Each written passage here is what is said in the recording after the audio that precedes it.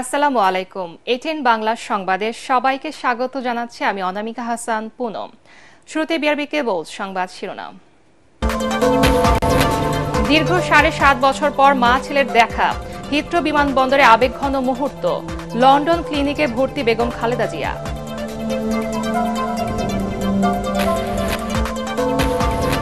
শেখ হাসিনার দুর্নীতির সুনির্দিষ্ট প্রমাণ পেয়েছে দুদক, জানালেন সংস্থাটির মহাপরিচালক। ওয়াসার সাবেক এমডি তাকসিমের বিরুদ্ধে মামলা।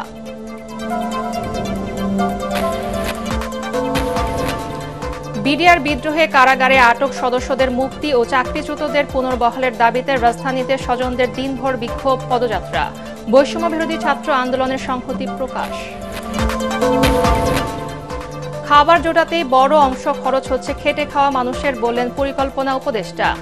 রাজধানীতে টিসিবির পণ্য বিক্রি শুরু, চাল না থাকায় ক্ষুব্ধ ক্রেতারা।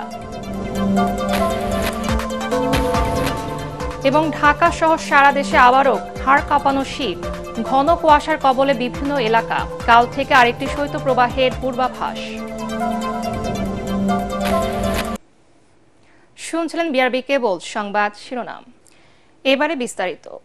উন্নত চিকিৎসার জন্য লন্ডনে পৌঁছে হাসপাতালে ভর্তি হয়েছেন বিএনপি চেয়ারপারসন বেগম খালেদা জিয়া।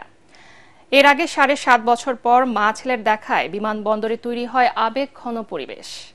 বাংলাদেশ সময় দুপুর ২টা ৫৫ তাকে বহনকারী এয়ার অ্যাম্বুলেন্স হিথ্রো বিমানবন্দরে অবতরণ করে।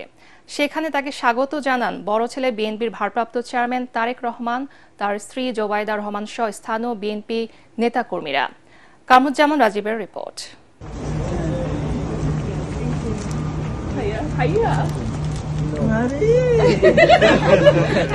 এক অভূতপূর্ব মুহূর্ত জিয়া পরিবারের জন্য, এক ঐতিহাসিক দিন। দেশ থেকে ৮,০০০ কিলোমিটার দূরে লন্ডন হিথ্রো বিমানবন্দরে দীর্ঘ ৭ বছর পর মা ছেলের দেখা। এক মুহূর্ত অপেক্ষা করতে পারেননি, মাকে বুকে জড়িয়ে ধরে চমকে দেন তারেক।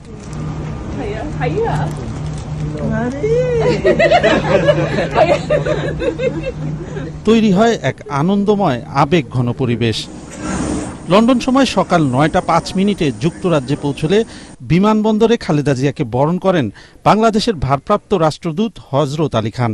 সেখানে লন্ডন বিএনপির নেতৃবৃন্দ খালেদা জিয়াকে অভ্যর্থনা জানান, ফুল দিয়ে তাকে স্বাগত জানান লন্ডন বিএনপির সভাপতি এম এ মালেক, সাধারণ সম্পাদক কয়সর এম আহমেদ। ভোর থেকে অপেক্ষায় থাকা নেতাকর্মীরা স্লোগানে স্বাগত জানান প্রিয় নেত্রীকে। এয়ারপোর্ট থেকে নিজে গাড়ি চালিয়ে মাকে নিয়ে রওনা হন তারেক রহমান। পাশে ছিলেন স্ত্রী জোবাইদা রহমান।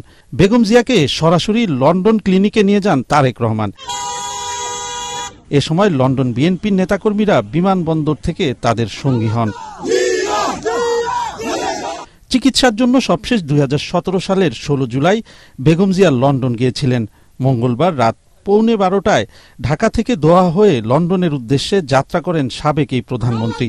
তার সফরসঙ্গী হিসেবে আছেন ব্যক্তিগত চিকিৎসক, নার্স, বিএনপি নেতা সহ পরিবারের সদস্যরা। কামরুজ্জামান রাজীব, এটিএন বাংলা। দেশবাসীর প্রত্যাশা, সুস্থ হয়ে তারেক রহমানকে সাথে নিয়ে বেগম খালেদা জিয়া দ্রুত দেশে ফিরবেন, এমন মন্তব্য করেছেন বিএনপি চেয়ারপারসনের উপদেষ্টা জয়নুল আবিদিন ফারুক। জাতীয় প্রেস ক্লাবে আলোচনা সভায় তিনি আওয়ামী লীগের সাথে বিএনপির তুলনাকারীদের কঠোর সমালোচনা করেন। ফারুক বলেন, গণহত্যাকারী শেখ হাসিনা জনরোষ থেকে বাঁচতে দেশ ছেড়ে পালিয়েছে, আর বেগম খালেদা জিয়া দেশবাসীর দোয়া নিয়ে কাতারের আমিরের রাজকীয় বিমানে চিকিৎসার জন্য লন্ডন গেছেন। এদিকে রাজধানীর গ্যান্ডারিয়ায় জুলাই অভ্যুত্থানে শহীদ ১০ম শ্রেণীর ছাত্র আনাসের পরিবারের সাথে সাক্ষাৎ করতে গিয়ে বিএনপির সিনিয়র যুগ্ম মহাসচিব রুহুল কবির রিজভী বলেন, বিশ্বের নামকরা গণমাধ্যমে শেখ পরিবারের মহা দুর্নীতির খবর বেরিয়ে আসছে। এখনো ৮০% শিক্ষার্থীর হাতে বই পৌঁছে দিতে না পারায় ক্ষোভ জানান রিজভী। ৩ বারের প্রধানমন্ত্রী ১ কোটি টাকার জন্য শেখ হাসিনার নির্দেশে তার জীবন থেকে ৫টি বছর বিনা চিকিৎসায় পার করে দিয়েছেন। দোয়া করেছি, আরো দোয়া করব। মা ছেলেকে নিয়ে বাংলাদেশে আসবে, কেউ ঠেকাতে পারবে না তার জনপ্রিয়তা। শেখ হাসিনা যে শিশু হত্যাকারী, কিশোর হত্যাকারী, সেই হত্যাকারীকে একটি গণতান্ত্রিক দেশ কিভাবে তাকে আশ্রয় দিয়ে সেখানে তার বিচার মেয়াদ বাড়ান, এইটা সারা দেশের বাংলাদেশের মানুষ এটাকে ইতিবাচক ভাবে নেয়নি। সাবেক প্রধানমন্ত্রী শেখ হাসিনার বিরুদ্ধে দুর্নীতির সুনির্দিষ্ট প্রমাণ পেয়েছে দুদক। যে কোনো সময় হতে পারে মামলা। সংস্থাটির মহাপরিচালকের দাবি, রাজনৈতিক উদ্দেশ্যে কোনো মামলায় করছে না কমিশন। এদিকে দুর্নীতির অভিযোগে মামলা হয়েছে সাবেক এমপি সাদেক খান, ইকবালুর রহিম ও ওয়াসার সাবেক এমপি তাকসিম এ খানের বিরুদ্ধে। রিপোর্টে জানাচ্ছেন মাহবুব কবির চপল। ক্ষমতাসীনদের কাছে দুদক নখদন্তহীন বাঘ, ক্ষমতা গেলেই হয়ে ওঠে সিংহ। তেমনটাই ঘটছে সাবেক প্রধানমন্ত্রী শেখ হাসিনার বেলায়। নানা অভিযোগ থাকলেও গত 16 বছর যার নাম উচ্চারণ করতে পারেনি দুদক, এখন তার বিরুদ্ধে একের পর এক অনুসন্ধান করছে কমিশন। দুর্নীতির বেশ কিছু তথ্য পাওয়ার কথাও বলছে সংস্থাটি। মামলার জালে পড়তে যাচ্ছেন শেখ হাসিনা ও তার পরিবারের সদস্যরা। আমাদের হাতে পর্যাপ্ত তথ্য এসেছে যে বিষয়গুলো নিয়ে কাজ করছে। বিশেষ করে রাজুকের পূর্বাচল প্রকল্পের 60 কাঠা বরাদ্দ সংক্রান্ত বিষয়ে আমরা আপনাদেরকে শীঘ্রই ভালো কিছু তথ্য দিতে পারবো। আমরা যে রেকর্ডপত্র পেয়েছি তাতে স্পষ্টভাবে ক্ষমতার অপব্যবহারের এখানে প্রমাণাদি রয়েছে। দুদক চাপমুক্তভাবেই কাজ করে। দুদক নির্মোহ দৃষ্টিকোণ থেকে সব অভিযোগে বিশ্লেষণ করে। এখানে কোনো ব্যক্তি এখানে মুখ্য নয়, অপরাধটাই এখানে মুখ্য। দুর্নীতির অভিযোগে ঢাকা 13 আসনের সাবেক এমপি সাদেক খান ও তার স্ত্রী সন্তানের বিরুদ্ধে মামলা করেছে দুদক। একই অভিযোগে মামলা হয়েছে দিনাজপুর 3 আসনের সাবেক এমপি ইকবালুর রহিম ও তার স্ত্রীর বিরুদ্ধে। আর নিয়োগ জালিয়াতির অভিযোগে মামলা হয়েছে ঢাকা ওয়াসার সাবেক এমডি তাকসিমে খান সহ 10 জনের বিরুদ্ধে। জনাব মোহাম্মদ সাদেক খানের স্ত্রী পেশায় তিনি একজন গৃহিণী হলেও তাকে ব্যবসায়ী হিসাবে দেখানো হয়েছে। আপনারা শুনে অবাক হবেন, এই পেশায় গৃহিণী প্রায় 151টি ব্যাংক হিসাব রয়েছে। ওয়াসার নিয়োগ সংক্রান্ত আইন ও প্রচলিত বিধিবিধান অনুসরণ না করে নিয়োগ প্রদানের অভিযোগে সাবেক ব্যবস্থাপনা পরিচালক তাসলিম আহমেদ খান সহ অন্যান্যদের বিরুদ্ধে একটি মামলা রুজুর সিদ্ধান্ত গৃহীত হয়েছে। চট্টগ্রামে ইসলামী ব্যাংক থেকে 1000 কোটি টাকা ঋণ জালিয়াতির অভিযোগে এস আলমের ছেলে ও ভাই সহ 54 জনের বিরুদ্ধে মামলা করেছে দুদক। এস আলমের 2 পুত্র এবং তার 2 ভাই। মাহবুব কবির চপল, এটিএন বাংলা, ঢাকা। ধন্যবাদ। সাবেক প্রধানমন্ত্রী শেখ হাসিনার ভিসার মেয়াদ বাড়িয়েছে ভারত। দেশটির গণমাধ্যম হিন্দুস্তান টাইমসের প্রতিবেদনে এই তথ্য জানানো হয়। প্রতিবেদনে বলা হয়, ভারতের স্বরাষ্ট্র মন্ত্রণালয়ের আওতায় তার ভিসার মেয়াদ বাড়ানো হয়েছে। এতে উল্লেখ করা হয়, ভারতে কাউকে রাজনৈতিক আশ্রয় দেওয়ার সুযোগ না থাকায় দিল্লির ফরেন রিজিওনাল রেজিস্ট্রেশন অফিসের মাধ্যমে আবেদন করে শেখ হাসিনা ভারতে থাকার কাগজের মেয়াদ বাড়ানো হয়েছে। ভারতে কোনো উদ্বাস্তু বা শরণার্থী আইন না থাকায় এর আওতায় শেখ হাসিনাকে ভারতে বসবাসের এই বৈধতা দেয়া হয়েছে। তবে ঠিক কবে এবং কত দিনের জন্য তার ভিসার মেয়াদ বাড়ানো হয়েছে তা প্রতিবেদনে উল্লেখ করা হয়নি।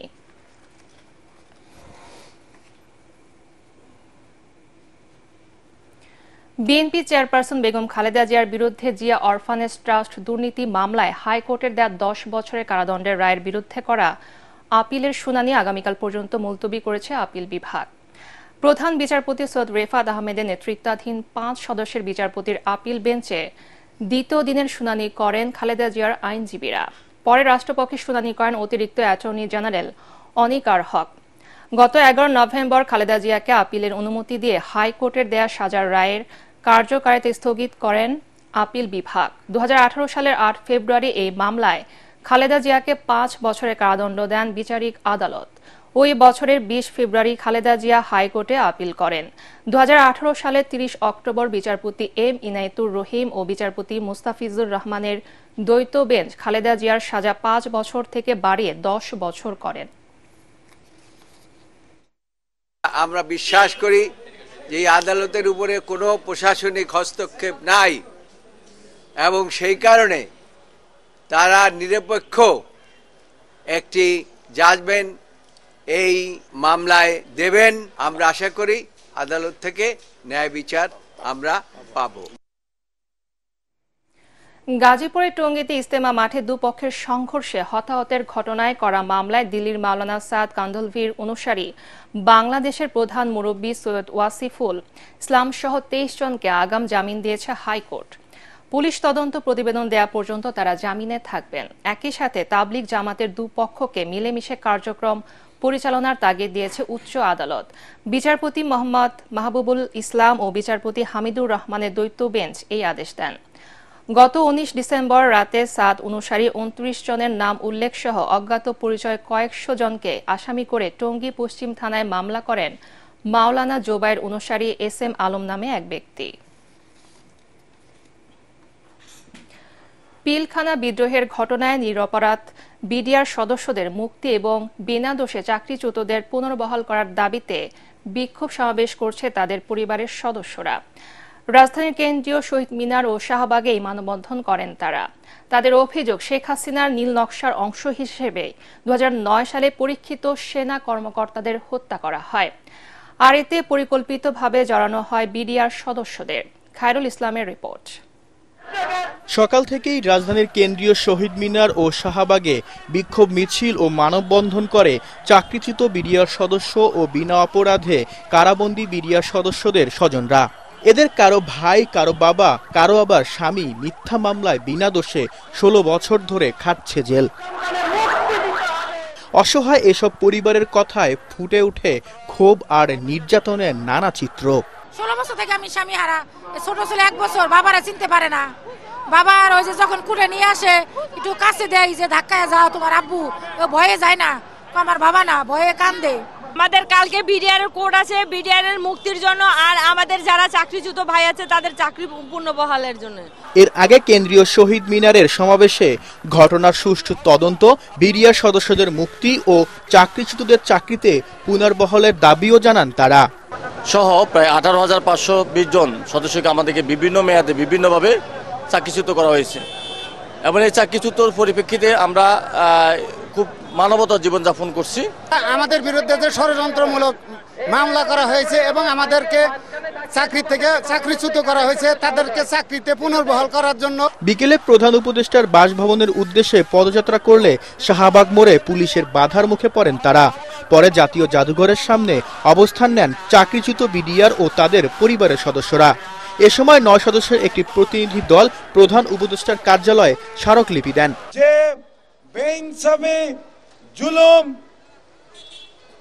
বিডিআর সদস্যদের এবং তাদের পরিবারের সাথে হয়েছে,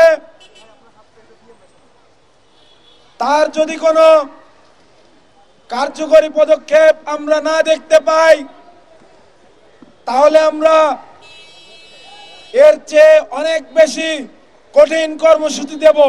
এদিকে বৃহস্পতিবার বিডিআর বিদ্রোহের বিস্ফোরক মামলার শুনানি রয়েছে, আর এ শুনানি থেকে সকল নিরপরাধ বিডিআর সদস্যকে মুক্তি না দেওয়া পর্যন্ত কেন্দ্রীয় শহীদ মিনারে আন্দোলন চালিয়ে যাওয়ার কথা বলেন আন্দোলনকারীরা। খায়রুল ইসলাম, ATN বাংলা, ঢাকা। 4,246 কোটি 72 লক্ষ টাকার 10টি প্রকল্পের অনুমোদন দিয়েছে জাতীয় অর্থনৈতিক পরিষদের নির্বাহী কমিটি ইকনেক। রাজধানীর পরিকল্পনা কমিশনের বৈঠকে সভাপতিত্ব করেন প্রধান উপদেষ্টা ডক্টর মোহাম্মদ ইউনূস।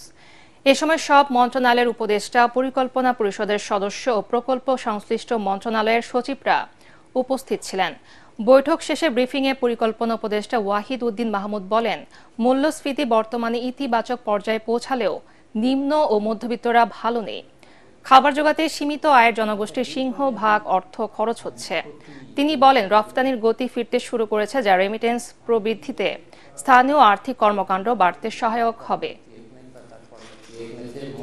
ভরসার জায়গা হলো যে আমরা আশা করি একটা সুশাসিত গণতান্ত্রিক শাসন ব্যবস্থায় যদি উত্তরণ ঘটে, তাহলে আমরা এই ডেমোগ্রাফিক ডিভিডেন্ডের এই ক্ষতি পুষিয়ে নিতে পারবো এবং বাংলাদেশের যে সম্ভাবনা সেটা বাস্তবায়ন সম্ভব হবে। টিসিবির কার্যক্রমে অনিয়ম দূর করতে সরকার কাজ করছে বলে জানিয়েছেন বাণিজ্য উপদেষ্টা শেখ বশির উদ্দিন। রাজধানীর তেজগাঁওয়ে ন্যায্য মূল্যে স্মার্ট ফ্যামিলি কার্ডের মাধ্যমে টিসিবির পণ্য বিক্রয় কার্যক্রম উদ্বোধন করে তিনি কথা বলেন। এ সময় টিসিবির পণ্য তালিকায় চাল না থাকায় ক্ষোভ জানান অনেকেই। রিপোর্টে ঐশী গোস্বামী প্রমার। বুধবার থেকে নতুন স্মার্ট কার্ডের মাধ্যমে শুরু হয়েছে টিসিবির পণ্য বিক্রি কার্যক্রম। তেজগাঁয়ে পণ্য বিক্রয় কার্যক্রম উদ্বোধন করেন বাণিজ্য উপদেষ্টা শেখ বশির উদ্দিন। এ সময় তিনি বলেন, আগে টিসিবির কার্ড নিয়ে নৈরাজ্য ও দুর্নীতি হয়েছে, তাই এখন থেকে স্মার্ট কার্ডের মাধ্যমে পণ্য বিক্রি শুরু করা হয়েছে। যে ধরনের নৈরাজ্য এবং দুর্বৃত্তায়ন হয়েছিল এই ক্ষেত্রে, এটার প্রথম ব্যবস্থাটা হচ্ছে যে এটাকে এই সমস্যাটাকে স্বীকার করে নেওয়া। আমাদের পক্ষ থেকে আমরা ব্যবস্থাটাকে স্বীকার করে নিয়েছি। ডিজিটাইজেশনের মাধ্যমে যত ধরনের অন্যায় ছিল তার একটা বড় অংশ দূর করতে পেরেছি আমরা। শতকরা 100% এখনো দূর করতে পারিনি, এই প্রক্রিয়া চলমান। এদিকে দাম বাড়ায় চাল আমদানি করা হচ্ছে বলে জানান উপদেষ্টা।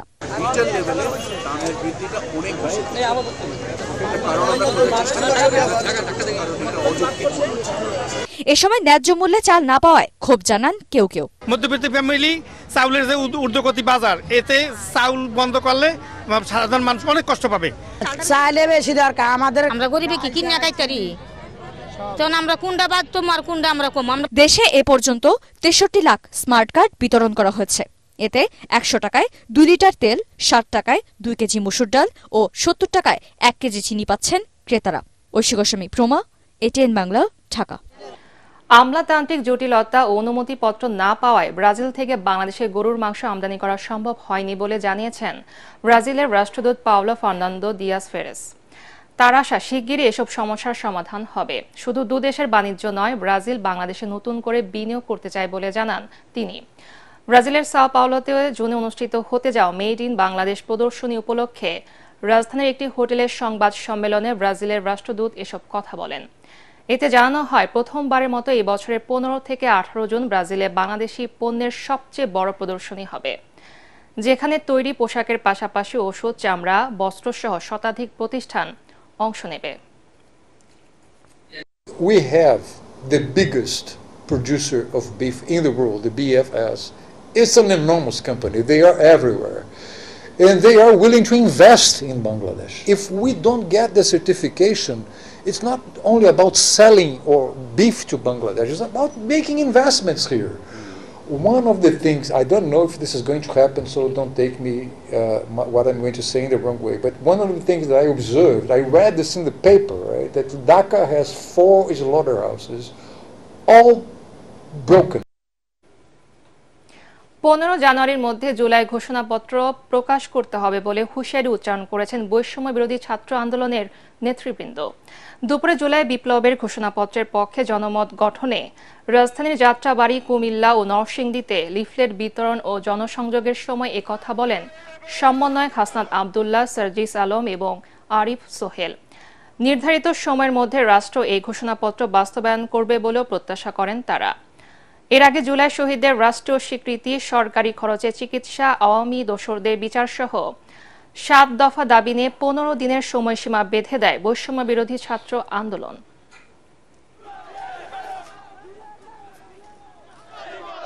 যে জটিলতার বিরুদ্ধে আমরা আন্দোলন করেছি, সে আমলাতান্ত্রিক জটিলতার দোহাই দিয়ে তাদের যেই সুবিধা, এই সুবিধা প্রাপ্তি থেকে তাদেরকে বিরত রাখা হয়েছে। আমরা চাই এই আমলাতান্ত্রিক জটিলতার দোহাই আর যেন এই 24 পরবর্তী বাংলাদেশে আর না দেওয়া হয়। প্রতিবাদ শুরু করতে হবে। আমরা প্রতিবাদ শুরু করেছি, মায়ের খেয়েছি, রক্ত দিয়েছি, জীবন দিয়েছি, সবাই ঐক্যবদ্ধভাবে নেমেছিলাম বলেই খুনি হাসিনা পালিয়েছে। দেশজুড়ে আবারও বেড়েছে শীতের তীব্রতা। উত্তরাঞ্চল সহ বিভিন্ন স্থানে কাল থেকে শীত আরও বাড়তে পারে বলে জানিয়েছে আবহাওয়া অফিস।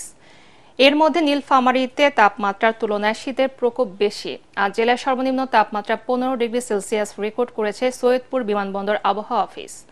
তবে সকাল থেকে কুয়াশা না থাকলেও মেঘাচ্ছন্ন আকাশ আর হিমশীতল বাতাসের কারণে গত 2 দিনের তুলনায় বেড়েছে শীত। এতে বেশি বিপাকে পড়েছে নিম্ন আয়ের খেটে খাওয়া মানুষ। কুড়িগ্রামে ঠান্ডা বাতাসের সাথে গুড়ি গুড়ি বৃষ্টিতে জনজীবনে ভোগান্তি বেড়েছে। দিনের বেলা সূর্যের উত্তাপ না থাকায় শীতের তীব্রতা বেশি অনুভূত হচ্ছে। কনকনে ঠান্ডায় হাসপাতালগুলোতে বৃদ্ধি পাচ্ছে ঠান্ডাজনিত রোগীর সংখ্যা। এর মধ্যে শিশু ও বয়স্কদের সংখ্যাই বেশি। শেরপুরে গত 3 দিন শীতের তীব্রতা কম থাকলেও সকাল থেকে আবার তা বেড়েছে। ভোরে কনকনে বাতাসের সাথে বৃষ্টির মতো কুয়াশা পড়তে দেখা যায়। সকালে দেখা মেলেনি সূর্যের, আকাশ রয়েছে মেঘাচ্ছন্ন। ঠান্ডা ও শীতের কারণে মানুষের স্বাভাবিক কাজকর্ম ব্যাহত হচ্ছে।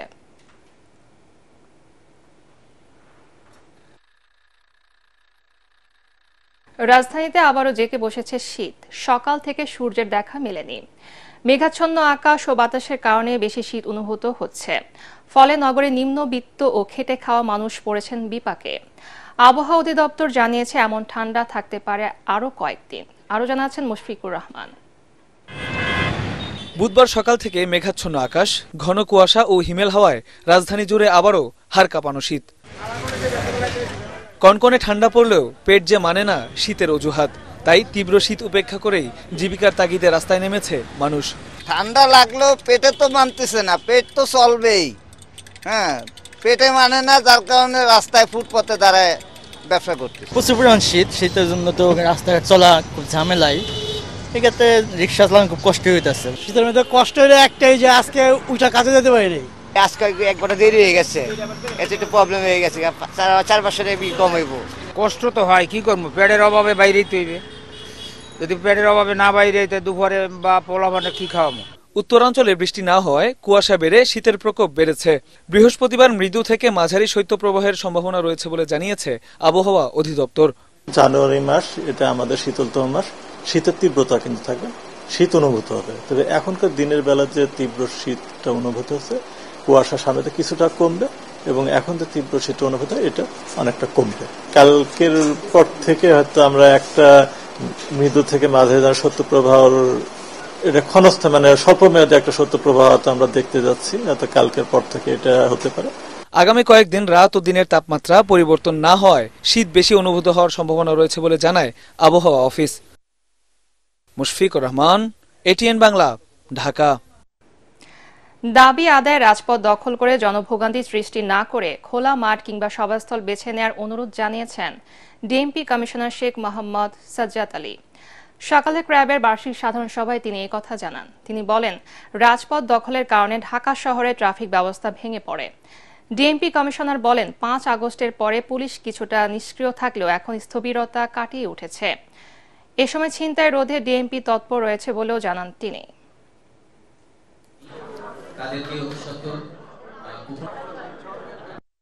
Mirpur road, airport road, Rampura road, মূলত এই 3টি রোডই ঢাকা শহরের উত্তর এবং দক্ষিণ। একটি রাস্তা যদি বন্ধ হয়ে যায়, পুরো শহর অচল হয়ে যায়। আমরা এই সমস্যা প্রতিনিয়ত ফেস করছি, সম্মুখীন হচ্ছি। তাই আমার অনুরোধ, আপনারা দাবি দেওয়ার ব্যাপারে খোলা মাঠ, অডিটোরিয়াম, সভাস্থল বেছে নিন এবং যথাযথ কর্তৃপক্ষকে সেখানে ডেকে টেবিলে সমস্যার সমাধানের চেষ্টা করুন। ঢাকাবাসীর ট্রাফিক ব্যবস্থাকে আরও ভঙ্গুর করে তুলবেন না। স্বীকৃতিপ্রাপ্ত সব নন এমপিও শিক্ষা প্রতিষ্ঠানে একযোগে এমপিও ভুক্তির দাবি জানিয়েছেন এসব প্রতিষ্ঠানের শিক্ষক কর্মচারী পরিষদের নেতারা।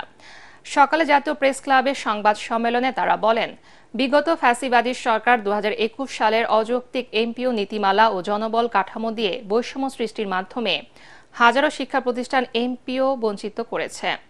অন্যদিকে ফ্যাসিস্ট সরকারের দোসরদের ও শেখ পরিবারের নামে যেসব প্রতিষ্ঠান ছিল সেগুলো এমপিওভুক্ত করেছেন। তাই বেতন ভাতা নিয়মিত করার পাশাপাশি যেসব শিক্ষা প্রতিষ্ঠানের ন্যূনতম ছাত্রছাত্রী, পরীক্ষার্থী, নিজস্ব জমি, ভৌত অবকাঠামো ও একাডেমিক স্বীকৃতি আছে সেগুলো এমপিও ভুক্তির দাবি জানান শিক্ষকরা।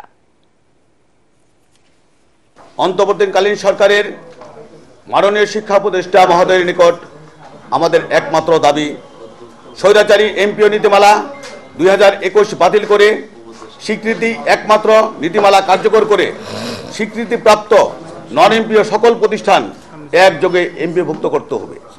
আগামী 20 কর্মদিবসের মধ্যে আমাদের দাবি পূরণ না হলে নন এমপিও শিক্ষা প্রতিষ্ঠান শিক্ষক কর্মচারী পরিষদের যুগপৎ কর্মসূচি চালু থাকবে। মাদারীপুরে নিয়ম নীতির তোয়াক্কা না করে কৃষিজমি দখল করে যত্রতত্র গড়ে উঠছে ইট ভাটা। ভাটায় জ্বালানি হিসেবে পোড়ানো হচ্ছে কাঠ, ফলে পরিবেশের উপর বিরূপ প্রভাব পড়ছে। কমে যাচ্ছে ফসলি জমি, ব্যাহত হচ্ছে উৎপাদন। মাদারীপুর থেকে এসআর শফিক স্বপনের রিপোর্ট, জানাচ্ছেন মুশফিকুর রহমান।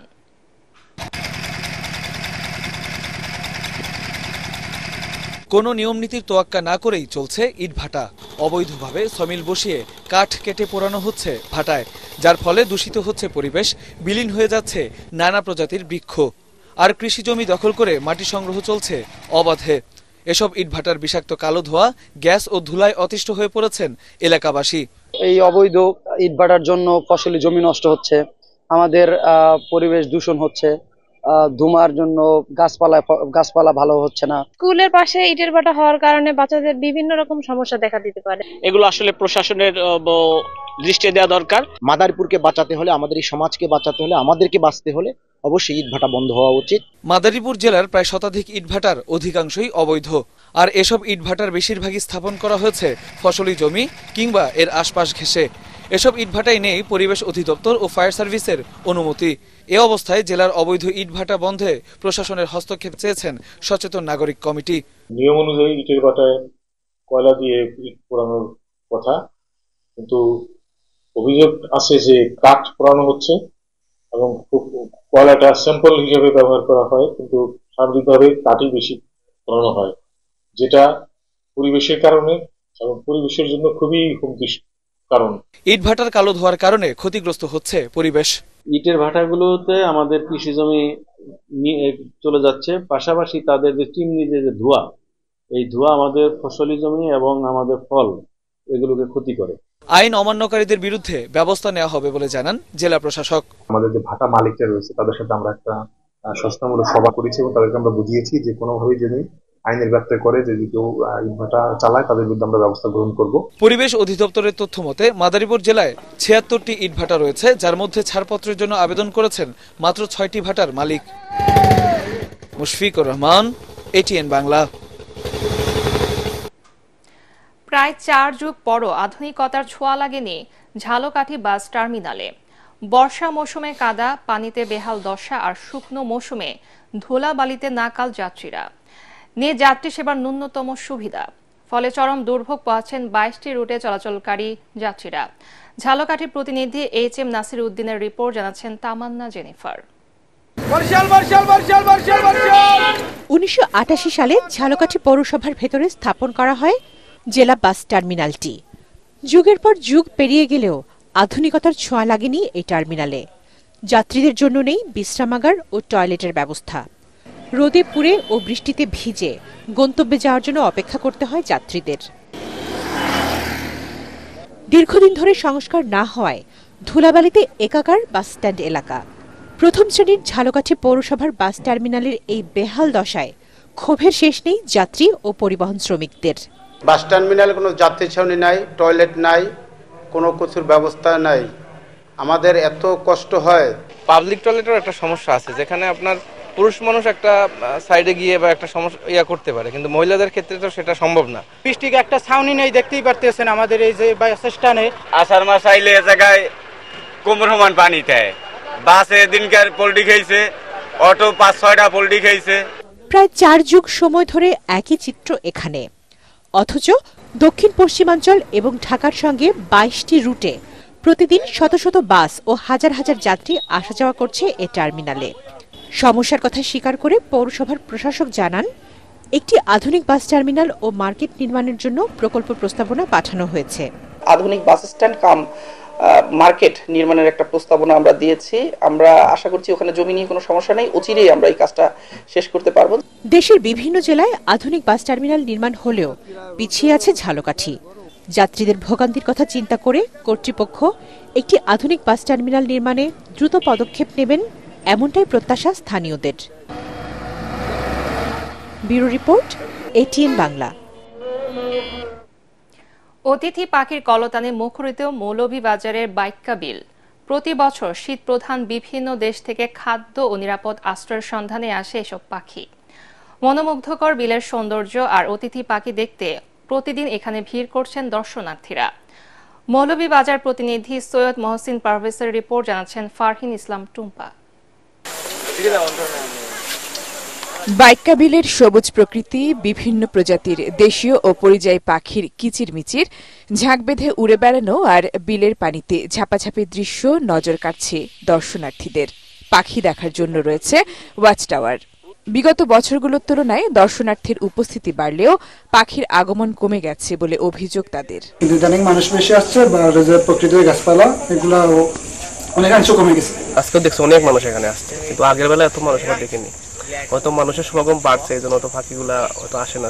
শ্রীমঙ্গলের কালাপুর ইউনিয়নের ১৭০ হেক্টর আয়তনের এই জলাভূমিকে ২০০৩ সালে অতিথি পাখির স্থায়ী অভয়াশ্রম ঘোষণা করে সরকার। তাই বিচিত্র প্রজাতির অতিথি পাখি দেখতে ভিড় বেড়েছে পর্যটকদেরও। তবে এবার হাওড়ে পাখির আনাগোনা কমে গেছে বলে জানান সংশ্লিষ্টরা। কেবলে যদি জঙ্গল আরো বেশি লাগানি যায়, গাছ গাছর আরো বেশি লাগানি যায়, আর পর্যটকের যত ঝামেলা বাড়তেছে, কিন্তু এতে গিয়ে প্রাকৃতিকভাবে কিন্তু পাখির আবার ক্ষতি হয়। মানুষের ডিল মারে, পাখির আঘাত করে, যার কারণে পাখি খাসে থাকে না, দূর চলে যায়। নভেম্বর ডিসেম্বরে হাওড়ে আসা অতিথি পাখিরা মার্চে অর্থাৎ গ্রীষ্মের শুরুতে আবার ফিরে যাবে আপন নীড়ে। Bureau report, ATN Bangla. এবারে আল আরাফা ইসলামী ব্যাংক অর্থ সংবাদ।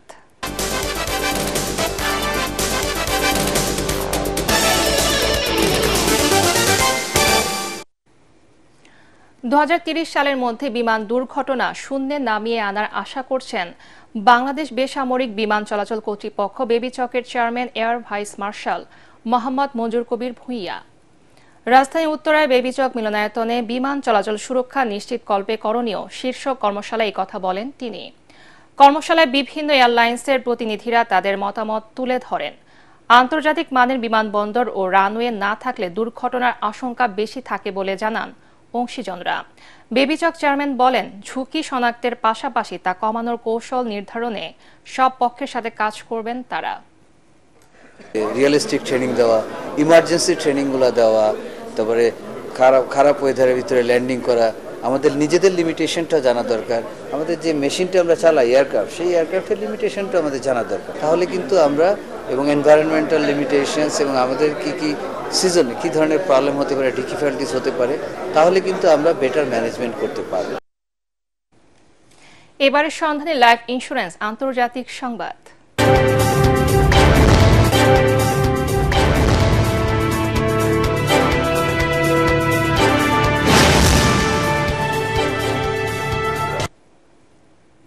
কানাডাকে যুক্ত করে যুক্তরাষ্ট্রে নতুন মানচিত্র প্রকাশ করেছেন দেশটির নবনির্বাচিত প্রেসিডেন্ট ডোনাল্ড ট্রাম্প। প্রধানমন্ত্রী হিসেবে জাস্টিন ট্রুডো পদত্যাগের ঘোষণা দেওয়ার পর সামাজিক যোগাযোগ মাধ্যম ট্রুথ সোশ্যালে এক পোস্টে তিনি লেখেন, কানাডার অনেক বাসিন্দা চান দেশটিকে যুক্তরাষ্ট্রের 51তম অঙ্গরাজ্য করা হোক। কানাডা যদি যুক্তরাষ্ট্রের সাথে একীভূত হয় তাহলে কানাডিয়ানদের কোনো বাণিজ্য শুল্ক দিতে হবে না, এমনকি করের পরিমাণও কমানো হবে বলে উল্লেখ করেন ট্রাম্প। এর জবাবে এক পোস্টে ট্রুডো লিখেছেন, কানাডাকে যুক্তরাষ্ট্রের অঙ্গরাজ্যে পরিণত করার কোনো সম্ভাবনা নেই। এবারে পার্টেক্স খেলার খবর।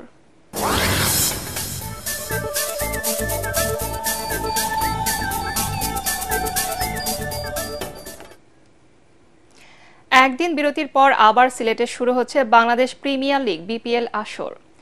সিলেট আন্তর্জাতিক স্টেডিয়ামে দুপুর 1:30টায় ফরচুন বরিশালের প্রতিপক্ষ রংপুর রাইডার্স, আর সন্ধ্যা 6:30টায় চিটাগাং কিংসের মুখোমুখি হবে ঢাকা ক্যাপিটালস। চলতি বিপিএলে 5 ম্যাচের 5টি জিতে পয়েন্টের শীর্ষে আছে রংপুর রাইডার্স, আর 4 ম্যাচে 3 জয়ে 6 পয়েন্ট নিয়ে দ্বিতীয় স্থানে আছে আগেরবারের চ্যাম্পিয়ন ফরচুন বরিশাল। এদিকে 4 ম্যাচের প্রতিটিতে হেরে সবার নিচে আছে ঢালিউড বাদশাহ শাকিব খানের দল ঢাকা ক্যাপিটালস। 3 ম্যাচ খেললেও সিলেট স্ট্রাইকার্স জয়ের দেখা পায়নি। কলম্বোয় 4 ম্যাচ সিরিজের তৃতীয় টি20তে শ্রীলঙ্কাকে 4 উইকেটে হারিয়েছে বাংলাদেশ অনূর্ধ্ব 19 নারী ক্রিকেট দল। টস জিতে আগে ব্যাট করতে নেমে 6 উইকেটে 109 রান তোলে লঙ্কান কিশোরীরা। সর্বোচ্চ 24 রান আসে ধামি সেনি থমা এবং হিরোনি হংসিংকার ব্যাটে।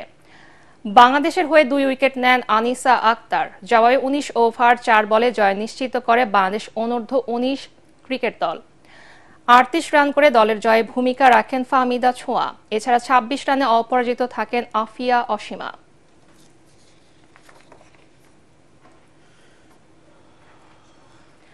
বাংলাদেশ সহ 14 দেশের 700-র বেশি প্রতিযোগী নিয়ে চট্টগ্রামে অনুষ্ঠিত হতে যাচ্ছে Sam Bond 10 kilometre mini marathon.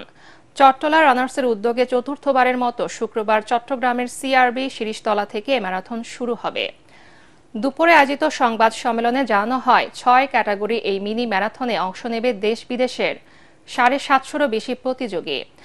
আয়োজনের সহযোগী হিসেবে আছে স্যাম বন্ড, এভার কেয়ার হাসপাতাল ও কনফিডেন্স সিমেন্ট।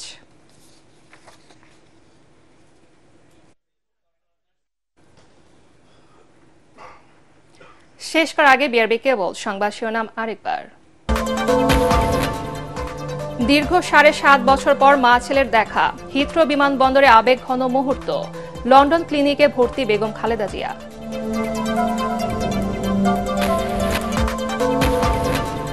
শেখ হাসিনার দুর্নীতির সুনির্দিষ্ট প্রমাণ পেয়েছে দুদক, জানালেন সংস্থাটির মহাপরিচালক। ওয়াসার সাবেক এমডি তাকসিমের বিরুদ্ধে মামলা।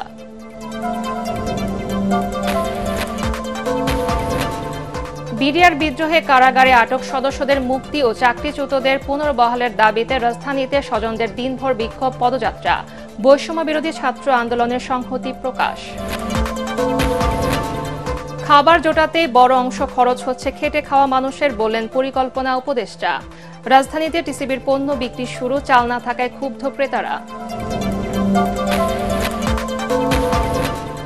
এবং ঢাকা সহ সারা দেশে আবারও হাড় কাঁপানো শীত, ঘন কুয়াশার কবলে বিভিন্ন এলাকা। কাল থেকে আরেকটি শৈত্যপ্রবাহের পূর্বাভাস। পরবর্তী সংবাদ দেখার আমন্ত্রণ জানিয়ে এখনকার মতো শেষ করছি। এটিএন বাংলার সংবাদ ইউটিউবে দেখতে ব্রাউজ করুন, youtube/ATN বাংলা নিউজ। ধন্যবাদ সবাইকে।